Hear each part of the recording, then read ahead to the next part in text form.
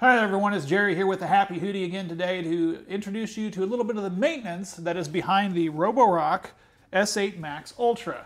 Now, this is a purchase my wife made thinking it would make our lives easier, and to be honest, it has. But there are several things that you need to know with regards to maintenance to this thing to kind of keep it operating in optimal efficiency.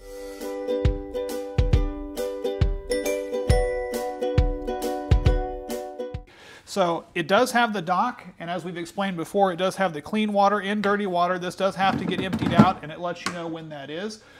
One feature we found that we weren't aware of is this does have to be shut and locked in place. If you leave it open, like we did to try to air it out, after we had emptied it out, it doesn't create the suction necessary to pull the water back in. So that's an excellent troubleshooting tip in case you're getting error messages stating that it can't purge the dirty water. It's because this is not sealed correctly. So you need to make sure these are both sealed, both in place.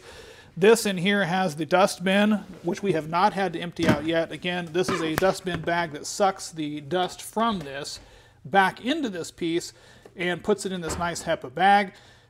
This will have to get replaced probably at least once a month. It does come with a spare one with the kit, but you'll need to buy additional ones if you're wanting to do that. On the actual unit itself, it is a very stout, heavy unit. This is a very well-built unit. We've had several other ones from like iRobot in the past that were not built this well, and I love the fact that this is very easy to do maintenance on. One of the things on the back side of here, which took us a second to figure out, is it does have a little tiny lip, and you can grab a hold of the back and it lifts up this little trunk on here. In here is the actual vacuum filter part. Now this does suck into that main base unit, as I've stated before, but if for some reason this sucks up a bottle cap or something that's a larger item and it can't purge this out of here, you will need to pull this out. And it does have this filter here. It ends up sucking things in through these various holes and purging them out. And you can remove this filter and shake it out and beat it out so that it does clean it all off a little bit better. And then you'll need to put it back in and make sure that it snaps back in place so that it knows that it's installed. And then you'll be ready to go again for the vacuum part of it. On the sensor side of it, you do need to make sure that you have these sensors all cleared. You do have to make sure they're wiped off, so if it does bump into something that it shouldn't have, it may get a little mark on one of the sensors. It also has little sensors on the side, and you'll need to make sure those stay clean and wiped off. Maybe check those about once a week to make sure that those are set in place. And now we get underneath here to the real meat and potatoes of this thing, which is where the mop and the brush heads, rollers, this little extending arm roller, it's got an extending mop head roller. All this motion stuff down here, you kind of have to make sure to check on this. Now, the robot will let you know if it gets clogged up or gets stuck on a cord or anything. But if it does happen to suck something up in here and you hear it clacking around, very simple. These things here extend out. You do have the ability to pull the hair off of these.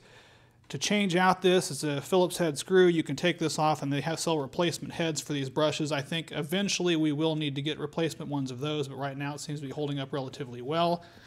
As far as the main rotating brushes here, these have held up really well so far.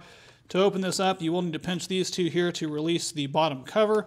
And then these things will simply pop out and slide out, and they do have different ends on them so that you don't get them put in the wrong way. Because these are bi-directional rollers, they do suck in like that. You do need to make sure that they go in, and they give you pretty simple instructions on the bottom here. It shows there's the right one here, it's a pentagram or whatever it is, and that's got to go in there, pentagon, and that's going to go in there like that. This other one here is a star formation, and it shows for that one as well. But as these are out, you can wash these off, dry them off. They do get some little hair and stuff attached on there, and you'll need to wipe those off. And then it shows you a little area down here. Again, you can wipe this out if you feel like you need to. But all in all, this machine does take care of itself and clean itself really well. And as you can see, they kind of, once they get in there correctly, they'll roll the right way, and you can see that they're doing that. And then you'll get this part snapped back in place, and that'll be ready to go. Now, we have not had to replace any of these yet, but eventually I think you're going to have to replace these mop pads, and they will sell those as well. We've left the original ones on there. It seems to be doing quite well.